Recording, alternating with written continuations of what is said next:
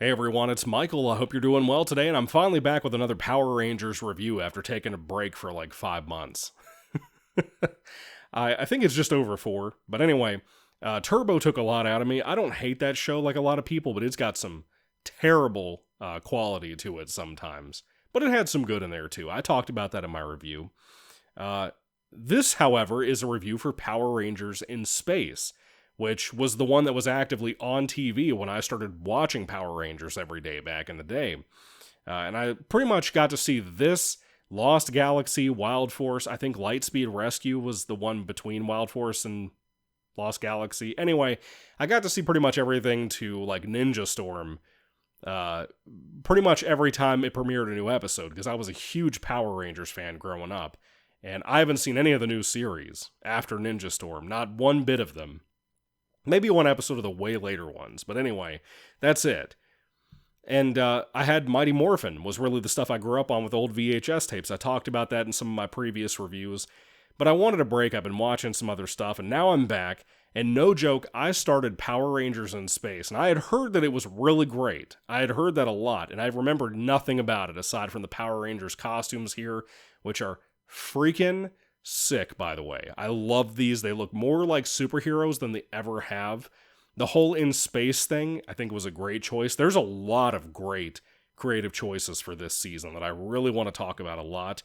But yeah, I was really excited to finally sit down. No joke, I started this, I think it was Thursday or Friday last week. And today, for anybody who cares, is Sunday of the following week. So, within a week, I've watched all 43 episodes. I burned through this show, man. I thought it was so absolutely addictive. Yesterday, I sat down, I think I watched like 15 episodes yesterday. I was so hooked, man. But anyway, Power Rangers in Space, I can confirm is dark. I heard about this for years. I think most of this season is darker than anything Mighty Morphin or Zeo or Turbo or the movies did. It has so much great tone meshing between kind of a darker angle of Power Rangers sometimes, kind of the coldness of space, since it's kind of the subtitle of the show, and also the humor side. But again, there's a bunch of creative decisions that I'm really, really glad they made this time around.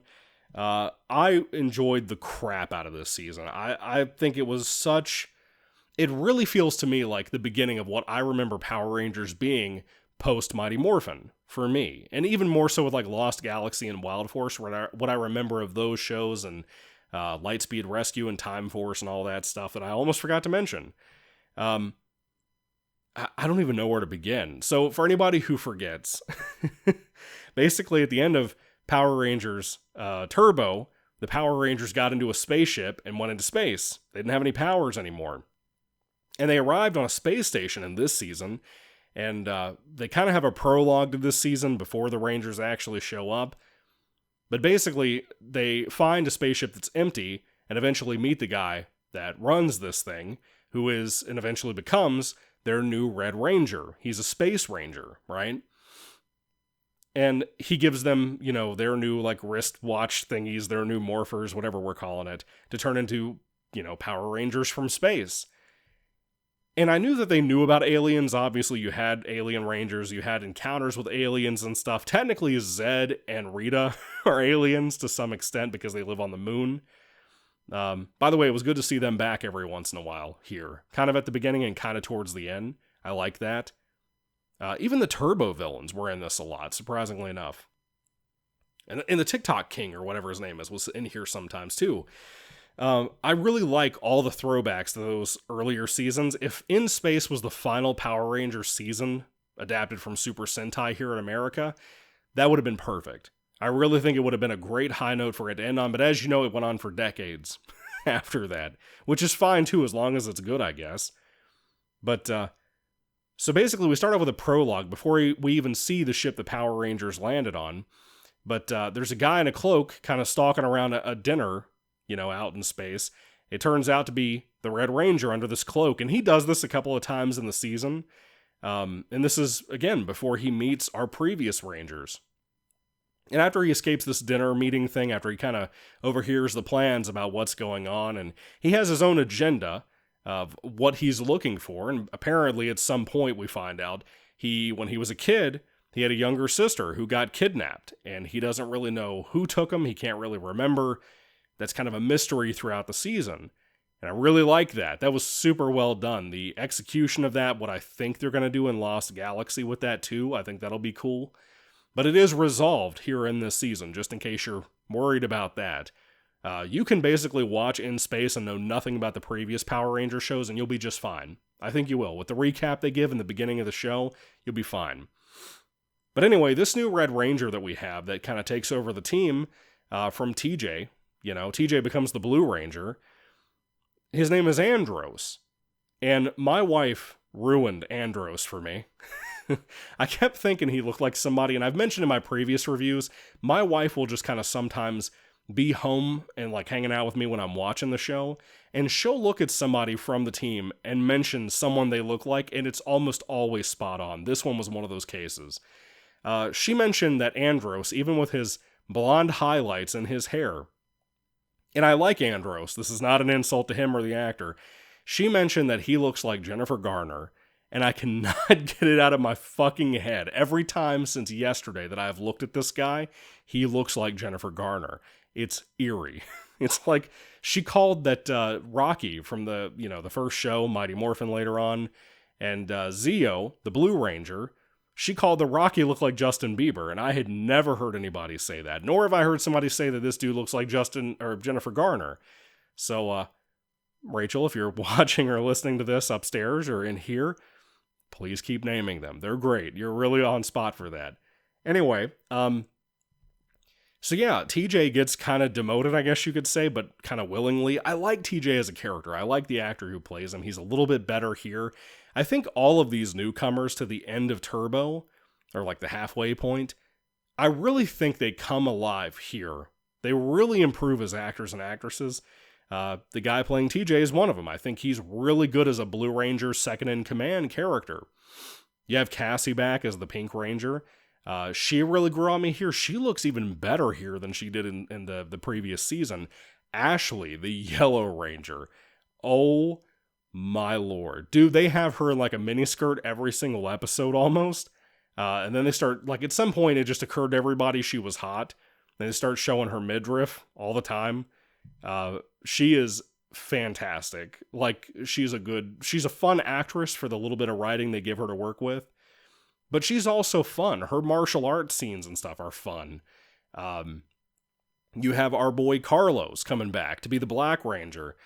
Carlos, by the way, this was my revelation. He looks like an older version of Joseph from King of the Hill. I'm just saying. Let's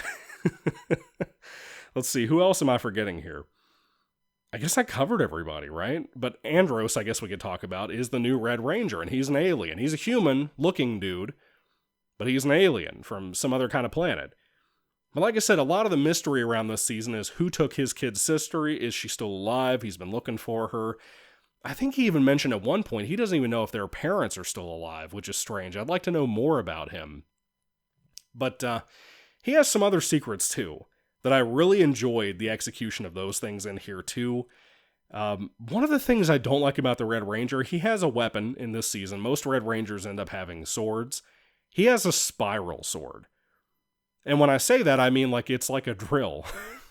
And so when he fights people, logically, even if he hits them like swinging the sword, right, and the tip doesn't hit him, if the side of the sword hits him when there is no blade, why are enemies sparking when he hits them?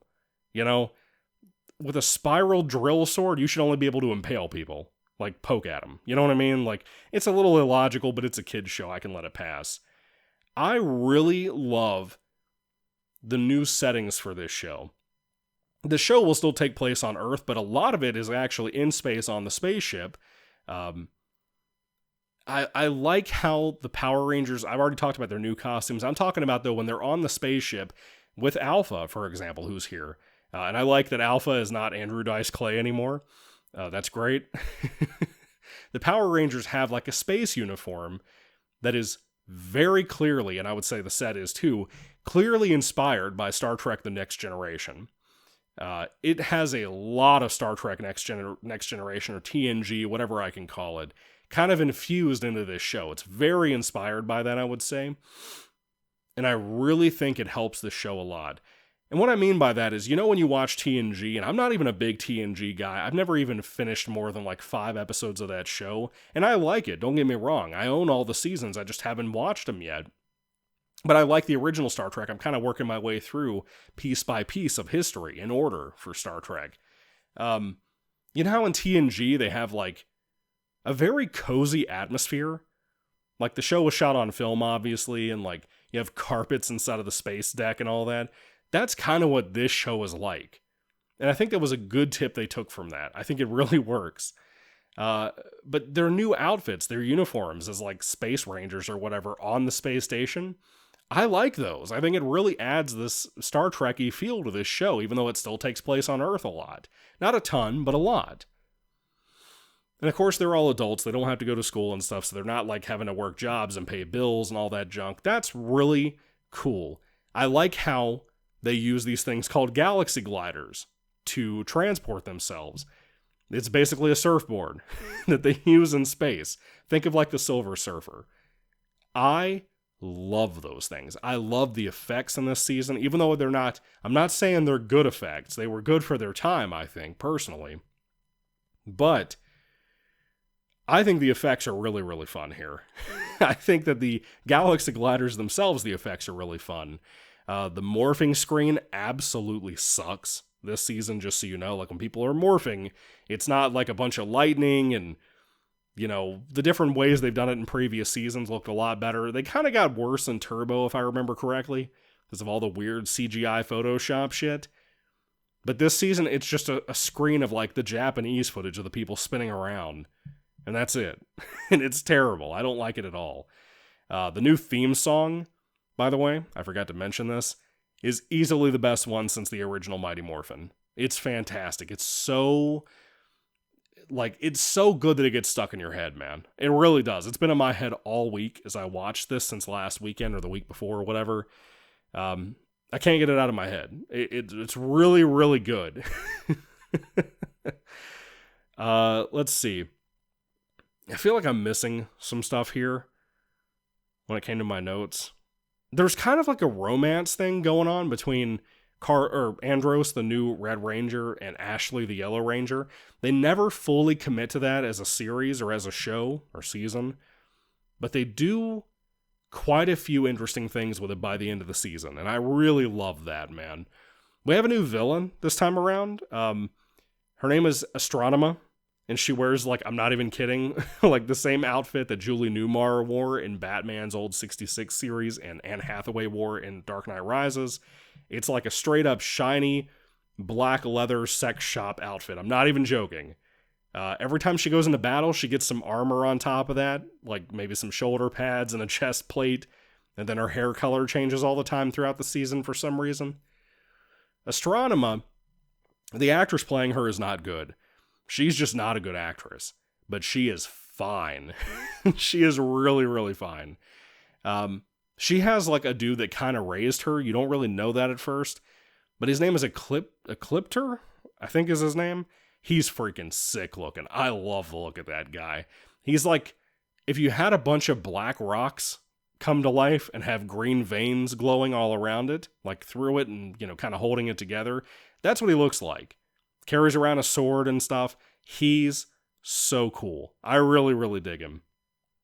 And there's kind of another guy that comes into play later on as another sort of henchman, kind of an equal to Ecliptor, who's really involved in a lot of this mystery going on in this season with Andro's sister missing.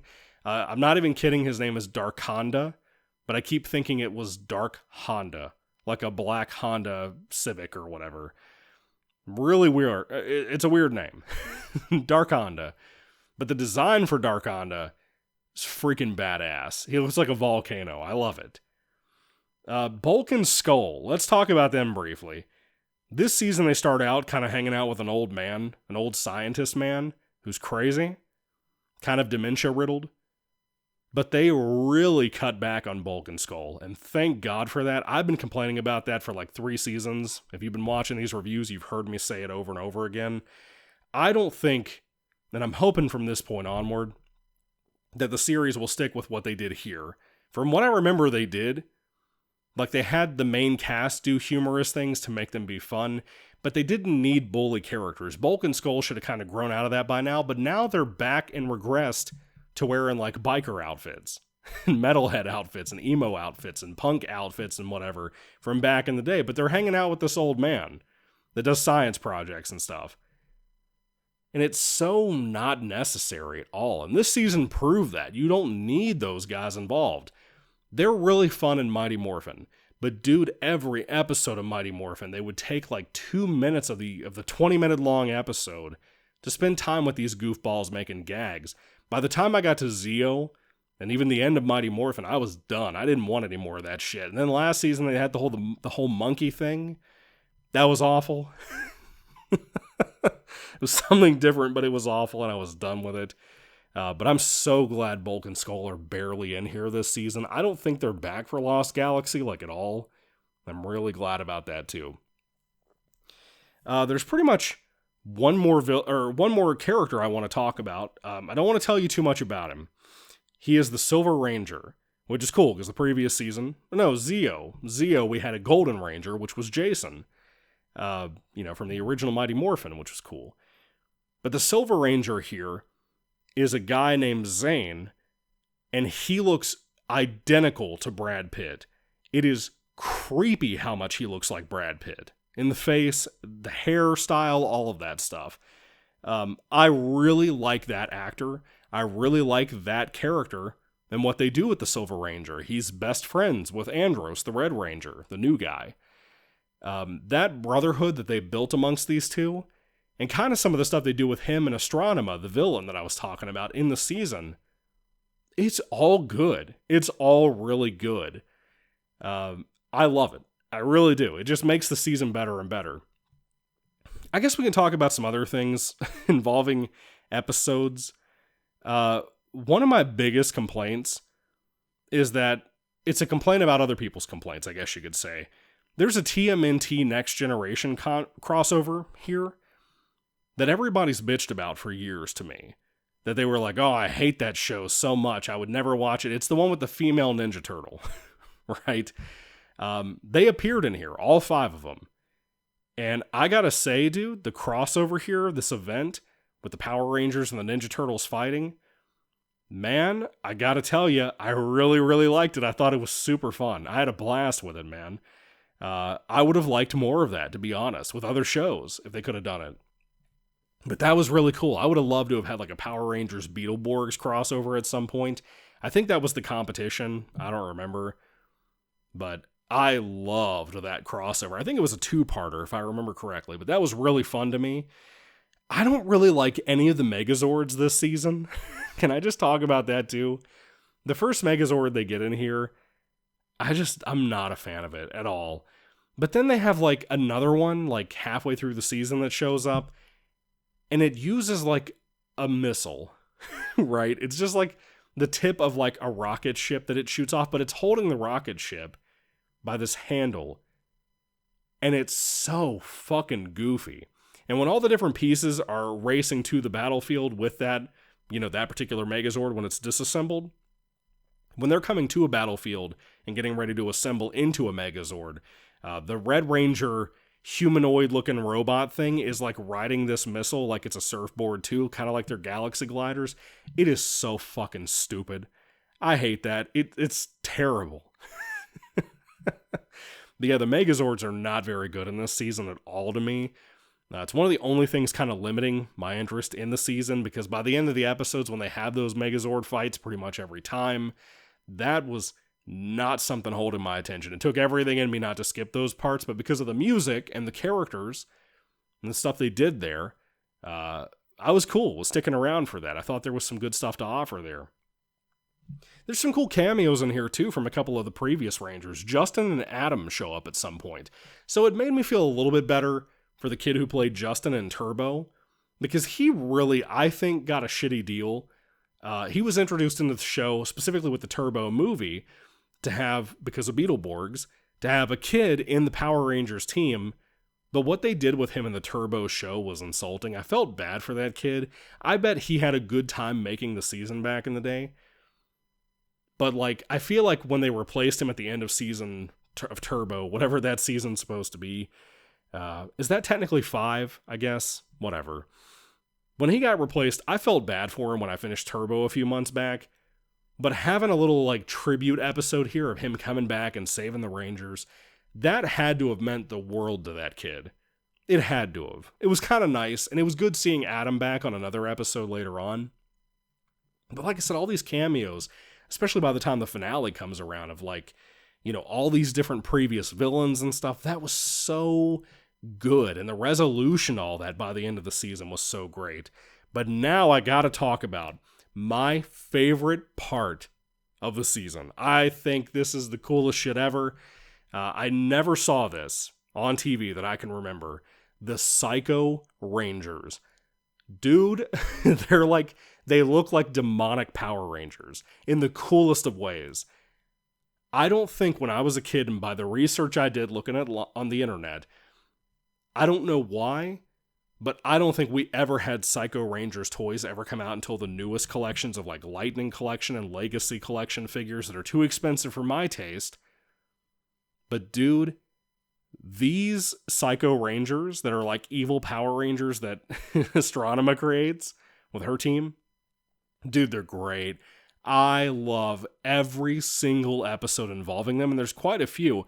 Not even kidding, as much as I love this season, those are the episodes I will come back to rewatch constantly. Kind of like the old Green with Evil or whatever from back in the Mighty Morphin days when Tommy was introduced. You know how people go back and they'll just watch like those 5 or 6 episodes over and over again? That's what I'll do with the Psycho Rangers episodes. They're kind of split up. They have like 2 or 3 together and then like 2 over here and 2 over there. But man, it was so freaking fun and crazy and addictive. I loved everything involving them. They were awesome. They were so sick. There's also an episode in here too that was kind of cool, involving like kind of like a Stephen King's Christine with a Humvee that was attacking the Power Rangers. I kind of liked that. I thought that was kind of fun. I feel like a lot of people wouldn't be merciful to that episode, but I liked it. The friendship amongst the Rangers, I thought was cool in this season. It felt to me the most genuine we had since the original Mighty Morphin cast. Despite the issues with like David Yost and whatever behind the scenes, that original Mighty Morphin team felt realistic as a friend group for a kid's show. This season, to me, feels like everybody really got their footing. Even the new Red Ranger guy, Andros, he's not the best actor, but he gets better and better as it goes on. And what they do with him as a character, with the whole mystery about the missing sister and stuff, they really made a powerful season. And again, the finale of the season was so good. The fights, to me, were so much better here than they were in the previous couple of seasons, Zeo and Turbo, and Mighty Morphin Season 3 for that matter, and kinda 2 for that matter. I really loved so much about the season's fighting choreography, what they did with it.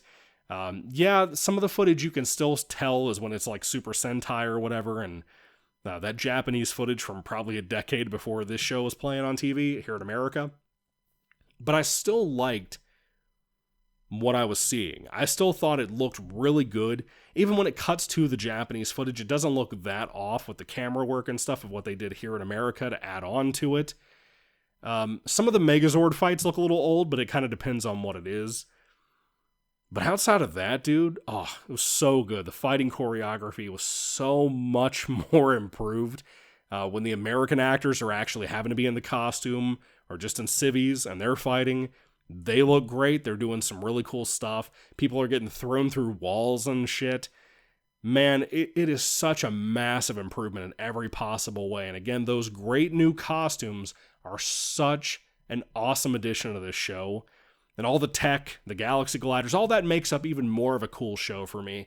No wonder I got into Power Rangers. Between all the good stuff I got to see, never seeing Zeo, only seeing the Turbo movie and never the show as a kid, having those Mighty Morphin VHS tapes, having this show be on TV when I started actively getting to watch TV by my parents. Man, oh man, what a killer show. I can't wait to see how the show, the upcoming seasons look as I go along, man, God willing, because, dude, this was such a freaking blast. I had such a good time with it. Everything that I wanted In Space to be, it was there. I wish it was a little bit darker, and I know that's a little rough to say that to the hardcore fans out there for what Power Rangers should be. This is probably the most entertaining since the first season of Mighty Morphin. To me personally, that's the case. Again, I like Zeo. I like quite a bit of Turbo, probably more than most people do. I don't know how soon I'd rewatch it, but still. But this season was the best. It might be the best Power Ranger season. I haven't decided if I think that or Mighty Morphin are the case. But it's great, man. So many good things about it. And that Silver Ranger, it's great, dude. Anyway, that's pretty much my long, rambly review of another Power Ranger season. I'm sorry these keep getting longer and longer and keep having to be like a half an hour long. But dude, when they're as great as this, they deserve the ramble. When they're as bad and rough as something like Turbo, they deserve the ramble. So anyway, what do you think about In Space? Have you seen it? Do you love it? Do you hate it? What do you think about Power Rangers from this point onward? Or backward, whichever way you want to comment about it. I'd love to hear all that down below too. Thank you all for watching, guys. Is this your favorite season ever? Or is it your favorite since Mighty Morphin? Let me know all that down below too, because dude, I'm not even kidding. I could so see myself going back and watching this season over and over again. The monster designs were good. Oh, it's great. It's such a good season, dude. And the fact that I burned through it as fast as I did is testament to that by me. So anyway, thank you all for watching, guys. God bless you all. Catch you later, and goodbye.